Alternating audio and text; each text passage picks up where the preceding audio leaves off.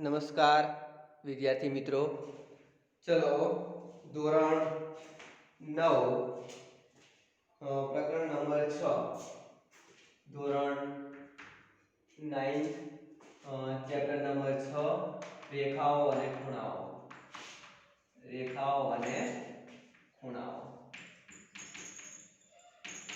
ચલો આ ચેપ્ટરમાં આપણે બેઝિક વાતો ચાલુ કરી હતી. મેં તમને ગઈ વખતે વાત કરી હતી કે જે નથી ચાલવાનું એ હું તમને પૂછાવી લખાવી દઈશ, બરાબર? તો 30% આ શું છે? 30% સિલેબસ છે. Chapter number 6. ચલો આ ચેપ્ટરનો 30% સિલેબસ હું તમને લખાવું છું અહીંયા આગળ. 30% મતલબ કે નથી ચલાવવાનું, એ આપણે ચલાવવાનું નથી, એટલે એટલું ચોકડી કરી દેજો. એ નથી પૂછાવાનું, એ કેન્સલ કરીશું આપણે, કારણ કે એ પૂછાવાનું નથી અને આપણે ચલાવવાના પણ નથી. તો સ્વાધ્યાય 6.1, 2 અને 3 માં જવાબ જોઈ લઈએ. સ્વાધ્યાય 6.1, 6.2, 6.3 અને ઉદાહરણ. ચલો 6.1 માં કેટલું નથી આવવાનું? તો એક્ઝામ્પલ 3 થી 6, ક્વેશ્ચન 3 થી 6, ત્રીજો, ચોથો, પાંચમો અને છઠ્ઠો નહીં આવે. કે ક્વેશ્ચન 5 અને 6, ક્વેશ્ચન 5, 6, ક્વેશ્ચન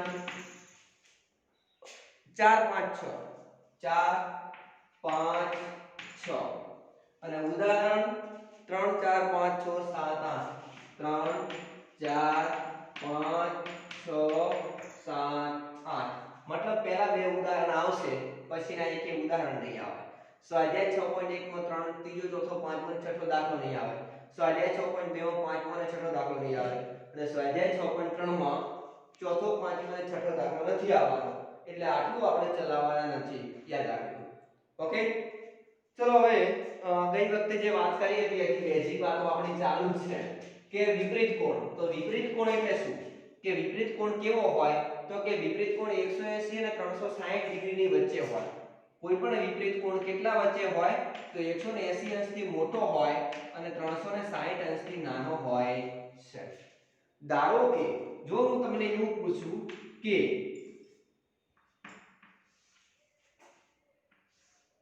ચલો આ એક ખૂણો છે, આ ખૂણાનો શિરોબિંદુ છે. ખૂણાનું નામ આપી દઉં A O B, એટલે કે કિરણ OA અને કિરણ OB બંને કિરણનું એક જ અંત્ય બિંદુ છે, એટલે આ એક ખૂણો બને છે, બરાબર? ધારો કે આ ખૂણાનું માપ 30 અંશ છે. કેટલા અંશ છે? 30 અંશ છે. તો ખૂણો AOB નો વિપરીત કોણ કેટલો થાય? તો આ જે 30 અંશ સિવાયનો જે ખૂણો છે એ એનો વિપરીત કોણ કહેવાય. મતલબ આટલો ખૂણો એનો વિપરીત કોણ કહેવાય. જો અહીંથી આપણે ઉઠાવીને ફિગર ફરીથી દોરીએ. ચલો આ ફિગર હતી આપણી કઈ AOB. આ અંદરનો ખૂણો 30 અંશનો છે, તો એનો વિપરીત કોણ કેટલો થાય? તો આ બહારનો જે ખૂણો છે એનો વિપરીત કોણ કહેવાય. એના સિવાયનો જે છે એને વિપરીત કહીશું. આ કોણ સિવાયનો જે કોણ છે એને વિપરીત કોણ કહીશું. તો વિપરીત કોણ કયો? AOB. વિપરીત કોણ કયો? AOB. એટલે કે આનો જે વિપરીત કોણ છે એ કેટલો હશે? તો આ જો પૂર્ણ પરિભ્રમણ કેટલા અંશનો ખૂણો બનાવે? પૂર્ણ પરિભ્રમણ કેટલા અંશનો ખૂણો બનાવે? 360 અંશનો. એમાંથી આનો ખૂણો કેટલો? 30 અંશનો. તો બાદ કરીએ તો કેટલો વધ્યો? 330 અંશનો. તો આ વિપરીત કોણ કેટલા અંશનો હશે? 330 અંશનો વિપરીત કોણ હશે. કેટલા અંશનો હશે? 330 અંશ માપ હશે વિપરીત કોણનું. ઓકે, તો આને વિપરીત કોણ કહેવાય. વિપરીત કોણ એટલે શું? કોઈ બી ખૂણાનો વિપરીત કોણ એટલે એના સિવાયનો ખૂણો લેવાનો. એના સિવાયનો સંપૂર્ણ ખૂણો લેવાનો, તેને આપણે વિપરીત કોણ કહીશું. પહેલા બે ઉદાહરણ ચલાવવાના છે, એના પછી એક પણ ઉદાહરણ ચલાવવાનું નથી. મતલબ 3, 4, 5, 6, 7, 8 એકે ઉદાહરણ નહીં આવે, પહેલા બે ઉદાહરણ જ આવશે. ચલો આસન કોણની વ્યાખ્યા લખી. કોની? હજી ખૂણાઓના પ્રકાર ચાલુ જ છે. આસન કોણ. આસન કોણ કોને કહેવાય? તો બે ખૂણાઓ લઈએ, ધ્યાન આપજો. હું તમને એ સમજાવી દઉં કે આસન કોણ કેવો હોય. તો બે ખૂણાઓ લઈએ. જો એક ખૂણો આ લઉં, એક બીજો ખૂણો આ લઉં. તમે જોઈ શકો છો ધારો કે આને નામ આપી દઈએ A O B આને નામ આપી દઈએ B O C ચલો બે ખૂણા લીધા એક આ ખૂણો અને એક આ ખૂણો બરાબર તો જો બે ખૂણાઓ હોય અને આનો શિરોબિંદુ O આનો શિરોબિંદુ O ધારો કે બે ખૂણાઓ હોય ધ્યાન આપો જો હું આ બંને ખૂણાઓને ભેગા કરી દઉં કયા એક O છે ધારો કે આ O ડેશ છે ચલો સોરી આ O કહી દઉં આને O ડેશ ને B ડેશ કહી દઉં મને તો નામ બદલાવી દઈએ તો વળી તમને એવું લાગશે કે આ ડેશ એટલે વળી શું તો આને x અને આને y કહી દઈએ x y c ઓકે બે ખૂણાઓ છે તમે જોઈ શકો છો બરાબર તો આનો શિરોબિંદુ O અને આનો શિરોબિંદુ y આની એક બાજુ OB અને આની એક બાજુ yx છે બરાબર તો જો બે ખૂણાઓ હોય બંનેને એક જ શિરોબિંદુ હોય ધ્યાન આપો આ કેટલા શિરોબિંદુ છે અલગ અલગ બે શિરોબિંદુ છે એની જગ્યાએ એક જ શિરોબિંદુ હોય અને એક બાજુ સામાન્ય બાજુ હોય તો એ બંને ખૂણાઓને આસન કોણ કહે છે ઉદાહરણ દાખલા તરીકે કે આ O તો આ પણ O હોય આ B તો આ પણ B હોય એનો મતલબ કેવો થયો કે આવો છે જુઓ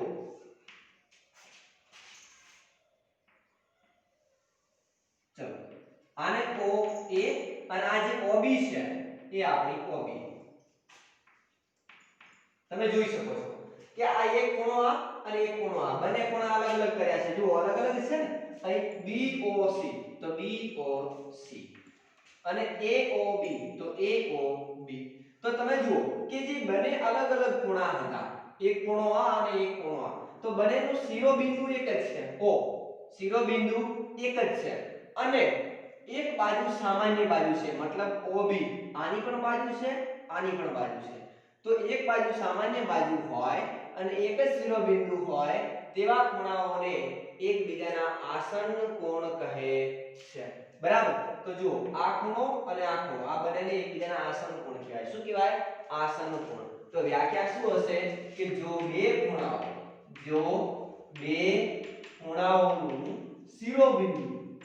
ખૂણાઓનું શિરોબિંદુ એક જ હોય જુઓ આનું શિરોબિંદુ કયું O અને આનું શિરોબિંદુ પણ કયું O તો જો બે ખૂણાઓનું શિરોબિંદુ એક જ હોય તેમજ એક બાજુ સામાન્ય હોય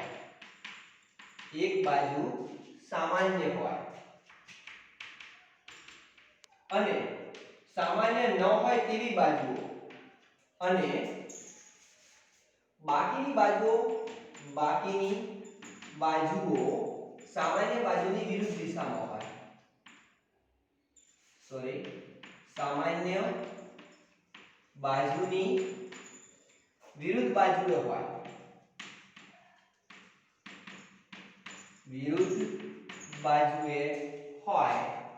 તો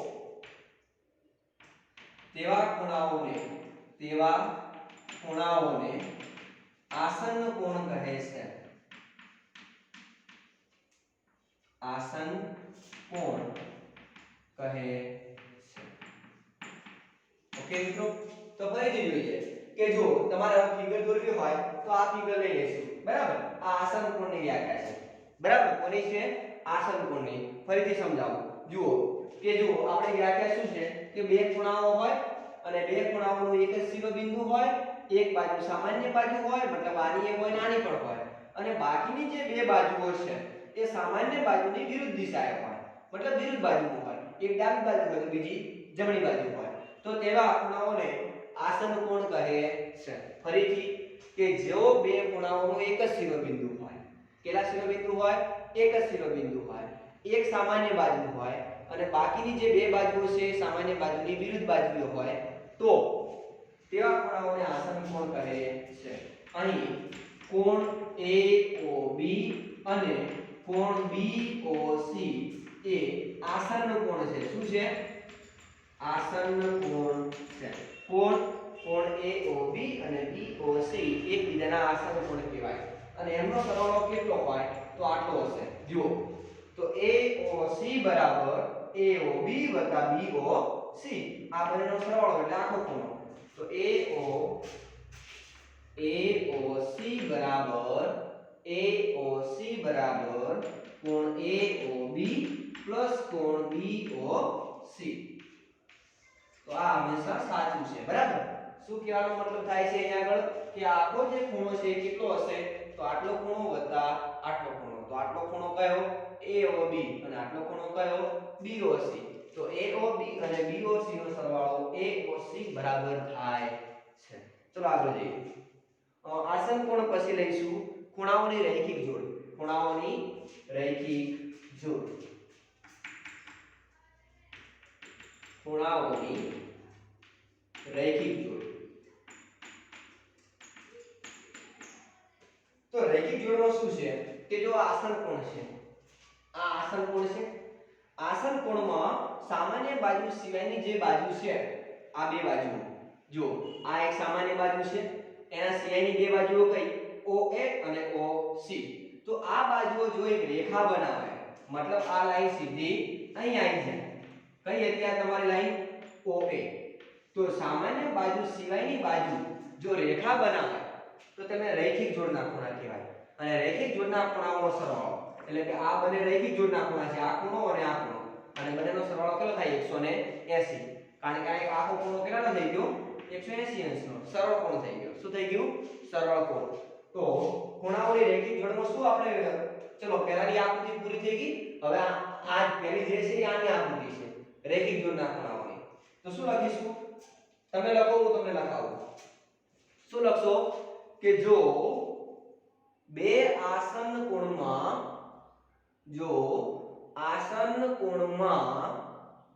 સામાન્ય બાજુ સિવાયની બે બાજુઓ મળીને એક રેખા બનાવે. સામાન્ય બાજુ સિવાયની જે બાજુઓ હતી બે એ મળીને એક રેખા બનાવે તો તેમને રૈખિક જોડના ખૂણાઓ કહે છે. ઓકે તો કઈ જો રૈખિક જોડના ખૂણાઓ કયા છે તો અહીં કોણ AOB અને BOC. AOB અને કોણ BOC એ રૈખિક જોડના ખૂણા છે. રૈખિક જોડના ખૂણા છે. કેવા ખૂણાઓ છે રૈખિક જોડના ખૂણાઓ છે. બીજું નોંધ લખજો કે રૈખિક જોડના ખૂણાઓનો સરવાળો હંમેશા 180 અંશ થાય છે. શું લખીશું રૈખિક જોડના ખૂણાઓનો સરવાળો હંમેશા 180 અંશ થાય છે. રૈખિક જોડના ખૂણાઓનો સરવાળો હંમેશા 180 અંશ થાય છે. ઓકે રૈખિક જોડના ખૂણાઓનો સરવાળો કેટલો થાય 180. એટલે કે જે આસન કોણમાં જે બાકીની બે બાજુઓ હતી એ એક રેખા બનાવે તો એ આસન કોણની જગ્યાએ એને રૈખિક જોડના ખૂણાઓ કહેવાય. અને રૈખિક જોડના ખૂણાઓનો સરવાળો 180 અંશ થાય. અહીં રૈખિક જોડના ખૂણાઓ કયા છે AOB અને BOC. તો AOB પ્લસ કોણ BOC બરાબર 180 અંશ. કેટલો થાય ભાઈ 180. રૈખિક જોડના ખૂણાઓનો સરવાળો હંમેશા 180 અંશ થાય છે. ઓકે ચલો આગળ જઈએ. છેલ્લું લઈએ અભિકોણો હશે શાયદ. હા અભિકોણો. હવે અભિકોણ કોને કહેવાય એ સમજી લઈએ. આકૃતિ દોરી દીધો બંને માટે અલગ અલગ આકૃતિઓ હતી.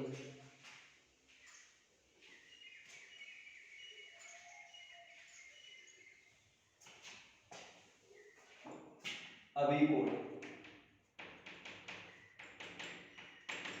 અભિકોણો અથવા અભિકોણ તો પરસ્પર છેદતી રેખાઓથી